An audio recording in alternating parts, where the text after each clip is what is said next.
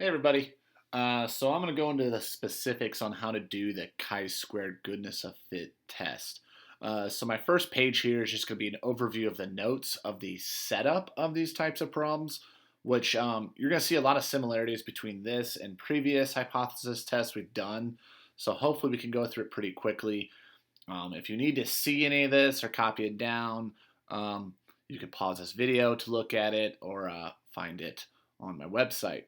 So, yes, we are going to be using phantoms to try and keep us organized here. But there's two ways we can go about the start here. So you'll see in a lot of my problems I go this route, but I'm moving more towards this right route here. So one route is you define all the proportions that are there. P1, P2, P3, whatever, PF, PSO for proportion of freshmen, proportion of sophomores, whatever. But if you go this right where you define a parameter, you're going to use it in your null hypothesis. So like the null hypothesis, P1 is equal to 0.27, whatever. P2 is equal to 0.30, etc.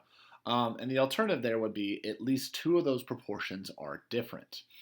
Now, an alternate way of doing this that I've seen, and I actually like it a little bit more because it kind of gives some uniformity to the entire chi-squared family, is we don't have any parameter. We're just going to use words to do our null and alternative hypothesis. So our null hypothesis, we're going to have the claim that the distribution is the same as the claim distribution. So remember, goodness of fit is you're taking a sample and comparing it against a hypothesized distribution.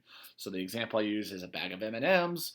The breakdown of the numbers of reds, blues, greens, browns, does that match what M&Ms say should be in every single bag? So the distribution of the M&Ms is the same as the claim distribution that they have. The alternative there would be the distribution is not the same as the claim distribution. So we're going to assume the distribution matches the hypothetical distribution, and we're trying to prove, yeah, these don't actually match up. Our assumptions, you're going to see a lot of the same here. Randomization, we want to make sure our sample is pulled randomly, make sure that sample is not more than 10% of the population. And then the third one is the one that we always see changing around. So that is the expected counts are greater than or equal to 5. So the expected counts need to be at least 5. We'll talk more about what these expected counts are in a specific example.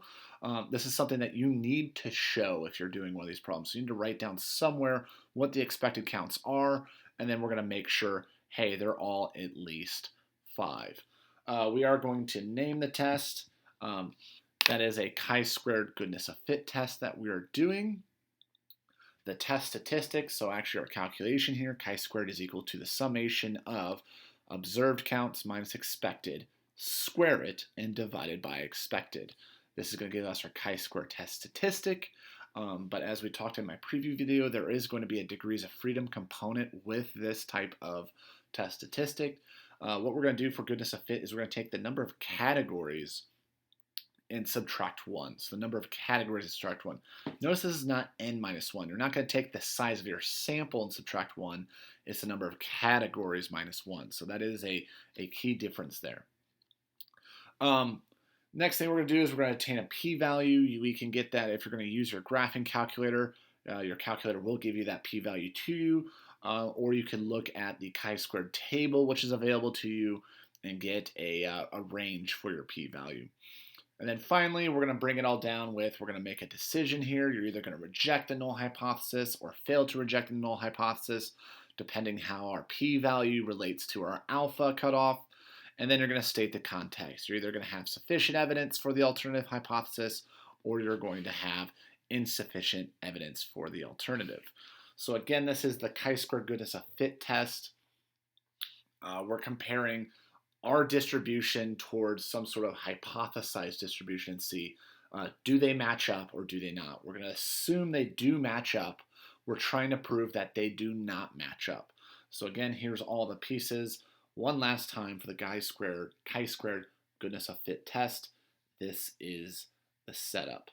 So what I'm going to do is I'm going to stop this video here, and then I'll make another one that goes through an example of how all these pieces are used to perform a chi-squared goodness of fit test.